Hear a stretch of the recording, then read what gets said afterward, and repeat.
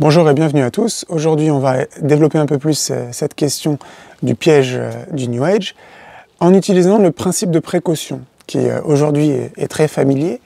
On l'utilise à l'excès pour protéger le corps physique.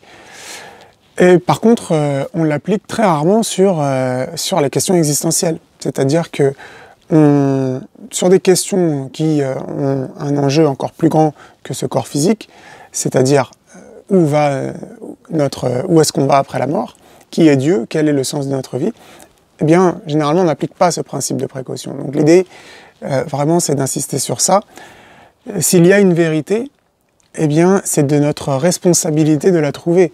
Parce que il se peut qu'il y ait des gens dans ce monde qui visent à nous tromper, et ils sont en soi responsables de leurs actes, mais nous sommes aussi responsables de nos actes et de nos croyances, même si on tente de nous tromper de différentes manières.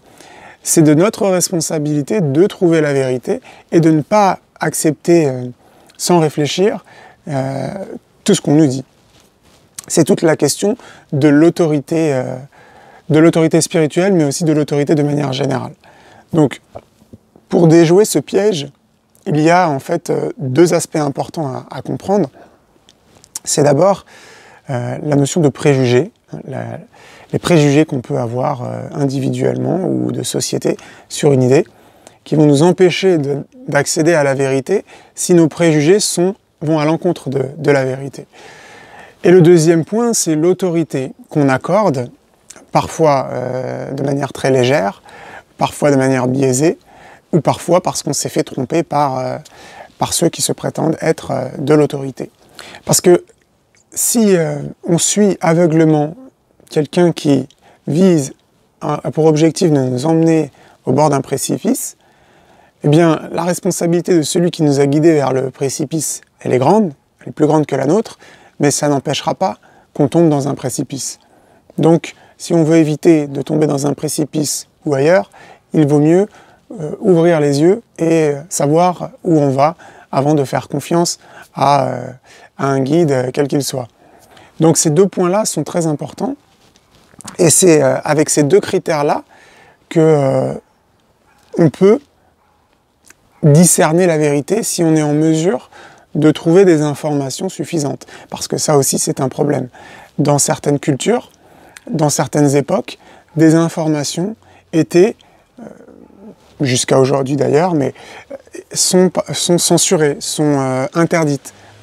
Donc on va partir de cette idée tordue du New Age qui nous dit qu'il y a différentes vérités, que la vérité est relative. Il y a une seule vérité, il ne peut pas y avoir deux ou trois vérités, en particulier lorsqu'il s'agit d'un événement historique ou d'un personnage historique. La vie d'une personne ne peut pas être différentes choses à la fois. Elle peut avoir différents aspects, mais il ne peut pas y avoir des aspects contradictoires. La logique pure nous dit qu'il ne peut pas y avoir de vérité contradictoire en elle-même. Il ne peut y avoir qu'une seule vérité.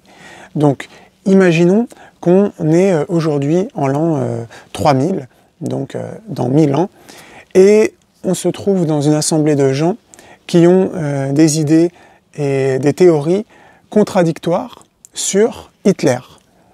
Donc, imaginons que 1000 ans se sont écoulés, les informations ont été diffuses, la culture a évolué, des croyances ont évolué, et aujourd'hui, il y a une assemblée où il y a 4 positions principales qui sont énoncées, et chacun avance des arguments pour prouver que ce qu'il dit est la vérité. Alors la première proposition, c'est Hitler n'a jamais existé. C'est un mensonge qui a été inventé par un groupe de juifs de l'époque du XXe siècle pour avancer leur agenda. Et il se base sur tout un tas de preuves discutables forcément. La deuxième position, c'est que Hitler n'a jamais existé non plus, mais c'est en fait un mythe. C'est un symbole du mal dans l'humanité et on a voulu y associer un être humain. Parce qu'on sait que les hommes, en particulier au XXe siècle, les hommes étaient mauvais, et donc pour camoufler leur méchanceté, pour la rendre humaine, eh bien, ils lui ont donné un nom et ont inventé un personnage qui s'appelait Hitler. La troisième proposition, c'est que Hitler a bien existé, c'était un homme en chair et en os, et en fait c'était une bonne personne, quelqu'un de très bien intentionné, mais qui n'a pas été compris par son entourage à l'époque, et l'histoire n'a simplement calomnié ce personnage qui était digne d'éloge. Donc voilà ce qui se dit en l'an 3000. Et enfin, la quatrième proposition, on nous dit que Hitler a existé, c'était un homme mauvais, qui a été influencé par la théosophie d'Helena Blavatsky et son concept des races, en particulier de la race aryenne, et qui est responsable en grande partie de millions de morts et de la Seconde Guerre mondiale. Donc voilà, on voit bien qu'ici on a 4 propositions qui sont contradictoires les unes entre elles. Alors, évidemment, aujourd'hui, pour nous, c'est évident qu'il n'y a qu'une seule vérité. Hitler était un homme mauvais, responsable de beaucoup de morts, de millions de morts dans la Seconde Guerre mondiale. Mais imaginons que dans 1000 ans, les données historiques soient perçues de manière pas aussi évidente qu'aujourd'hui, et que des gens soient influencés par telle ou telle idée et qui voudraient nous faire croire tout un tas de choses sur Hitler. Ce serait important de discerner la vérité, et pour ça, il nous faudrait utiliser 2 critères qui sont d'abord l'autorité qu'on va accorder à ceux qui nous énoncent que Hitler n'a pas existé ou qu'il a existé. Et le deuxième facteur important pour qu'on puisse percevoir la vérité, c'est de se dégager de nos idées préconçues.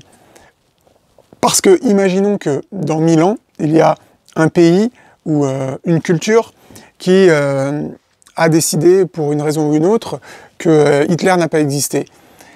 À ce moment-là, si on est dans cette culture, tout ce à quoi on est habitué, c'est que Hitler n'a pas existé. Et si donc quelqu'un vient nous dire que Hitler a existé, nos préjugés nous disent « mais on sait très bien qu'il n'a jamais existé Hitler, qu'est-ce que vous racontez ?» À ce moment-là, cette personne-là, donc dans l'an 3000, elle aura du mal à reconnaître que, en réalité, Hitler a existé. Donc, on va essayer maintenant d'appliquer exactement cette méthode-là. D'abord, de mettre de côté nos préjugés, que ce soit des préjugés de société, des préjugés de culture ou d'éducation, face aux différentes propositions qui nous sont amenées. Et on va essayer de se concentrer sur la question de l'autorité, de faire attention à d'où vient la source qui nous est proposée, quelle autorité on lui donne, sur quoi on se base pour accorder notre autorité à la proposition qui nous est proposée. C'est vraiment la manière dont fonctionne la tromperie, le mensonge.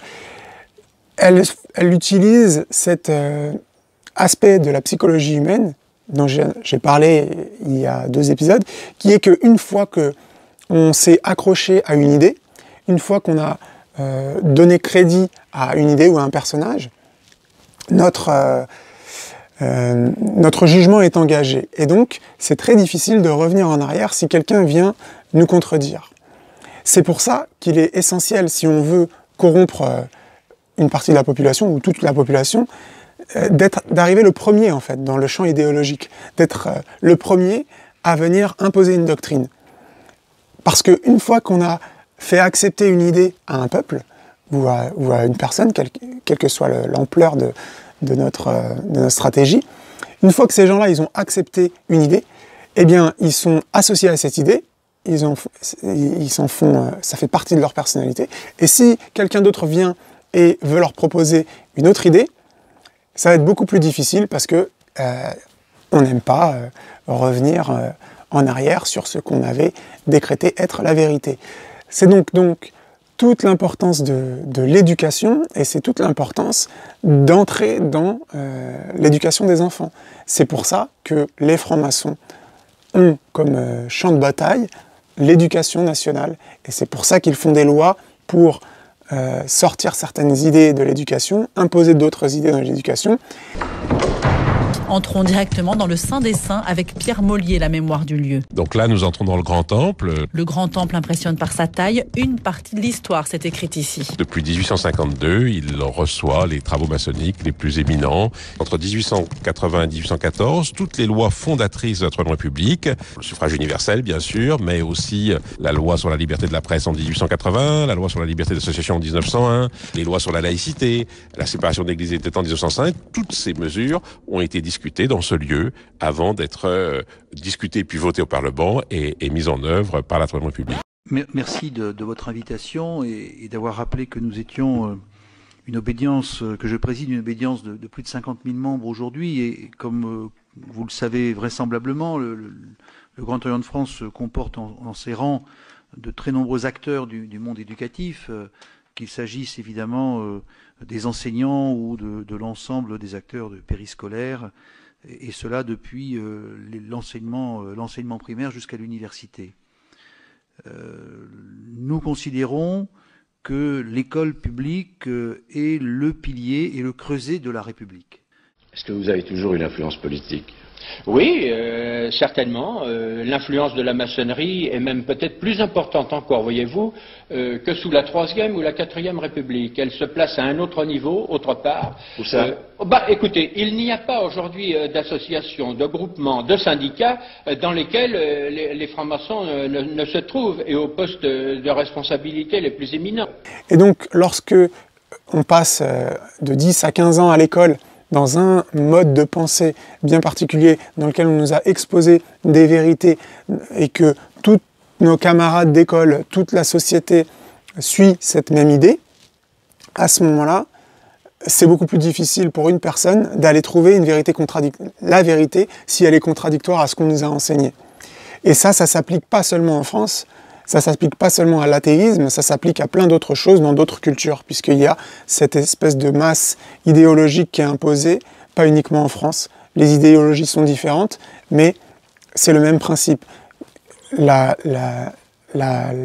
idées d'une masse, les idées de la population générale, elles sont très difficiles à dépasser. Sortir des chemins battus, comme on dit, c'est très difficile pour beaucoup de gens. Ils ont l'habitude de la pensée unique, et sortir de la pensée unique, ce n'est pas quelque chose qui est facilement fait pour tout le monde. Donc voilà le premier obstacle qu'on a. Et le deuxième, c'est l'autorité. On accorde de l'autorité à des gens et on n'a pas forcément conscience de ça, et on ne fait pas forcément attention. On a tendance à croire que tout le monde est honnête, que tout le monde est bien intentionné, et on donne notre confiance à des gens qui se prétendent être des gens honnêtes et qui en réalité ne le sont pas, ou alors sont trompés eux-mêmes. C'est là tout le problème. Donc on est obligé de faire attention à la nature de la personne ou à la nature du système qui veut nous amener une idée. Et ensuite, il faut forcément aussi examiner les preuves concrètes qu'il y a avec. De cette manière-là, on sera mieux équipé pour trouver la vérité. Parce que si notre principe pour établir la vérité, c'est la majorité, tout le monde pense ça, donc ça doit être la vérité, ou bien que notre critère, c'est simplement, si cette idée me fait que je me sens bien, c'est la vérité. À ce moment-là, si quelqu'un essaye de nous manipuler psychologiquement ou bien avec des pratiques pour qu'on se sente bien, à ce moment-là, on va se faire piéger. Si notre critère pour la vérité, c'est comment je me sens, ça c'est la vérité, à ce moment-là, il suffit de dire aux gens ce qu'ils veulent entendre pour que ces gens-là acceptent cette idée-là. And if I'd walked into that room knowing nothing about the backstory that you just said, I would just say, wow, this guy's a really deep guy and he has some really great insights, and that to me is what matters, right. and that to me is, I think, what should matter for anyone. It's like where the information comes from is irrelevant. If you're able to help someone in their life, yes. That's to me the important. Yeah. Donc, ce que je voudrais faire maintenant, c'est un parallèle avec cette idée d'Hitler, en prenant un personnage historique qui est le plus important de notre époque, puisque la date même de notre calendrier, on est en l'an 2020, il est basé sur la naissance d'un personnage, Jésus, et qui en plus est un personnage qui se retrouve dans différentes cultures, dans différentes religions, et dans le New Age en particulier.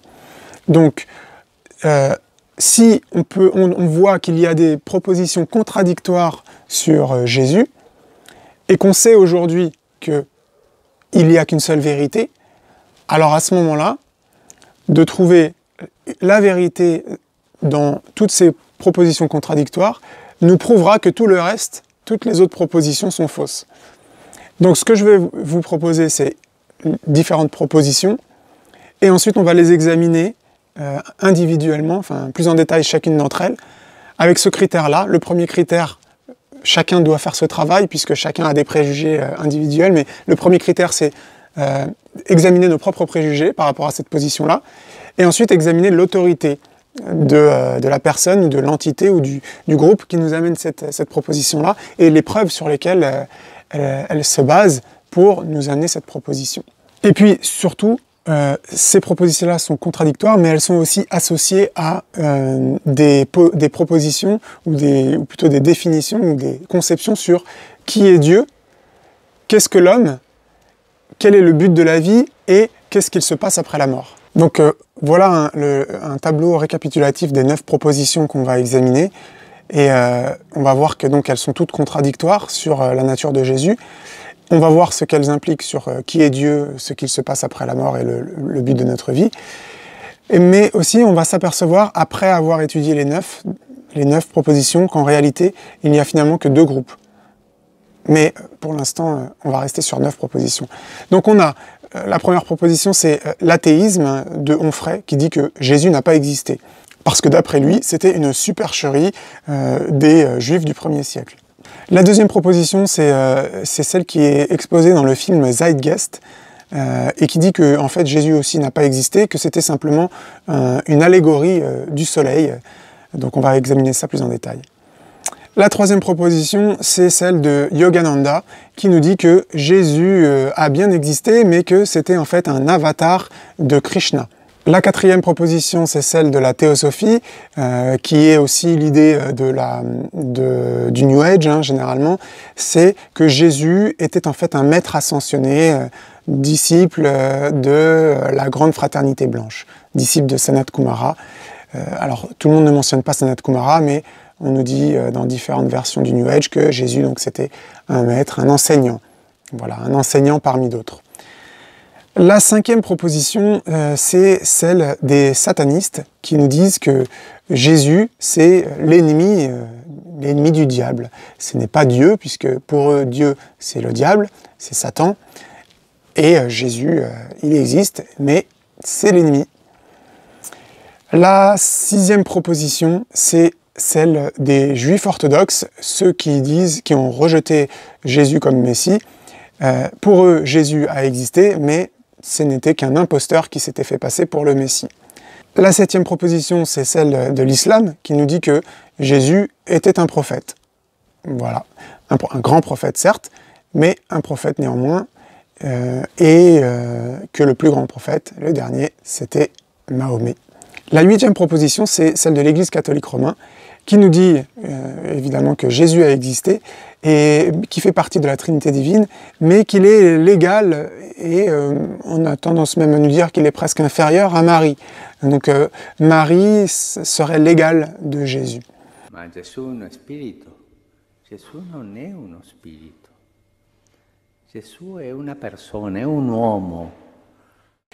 Et enfin, la dernière proposition, c'est celle qui est exposée dans la Bible, le texte de la Bible, le texte original, en hébreu et en grec, qui nous dit que Jésus est Dieu.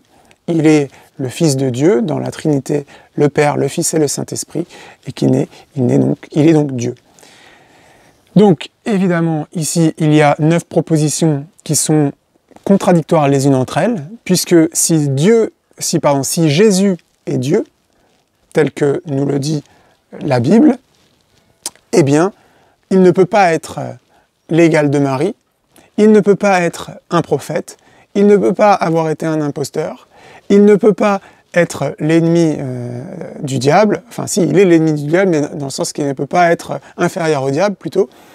Il ne peut pas être un enseignant de la grande fraternité sous l'aile de Sanat Kumara. Il ne peut pas être une allégorie du soleil, il ne peut pas être un avatar de Krishna, et il ne peut pas ne pas avoir existé, comme nous dit Monsieur Onfray. Donc on va expliquer, on va détailler chacune de ces propositions, et on va arriver, je l'espère, à la fin à un consensus, et on verra où se trouve l'autorité dans ces différentes propositions, quels que soient nos préjugés idéologiques sur ces différentes positions. Donc voilà, j'espère que ça vous donne envie d'en savoir plus. Je vous dis à bientôt pour la suite de notre enquête. Merci pour votre attention et à bientôt.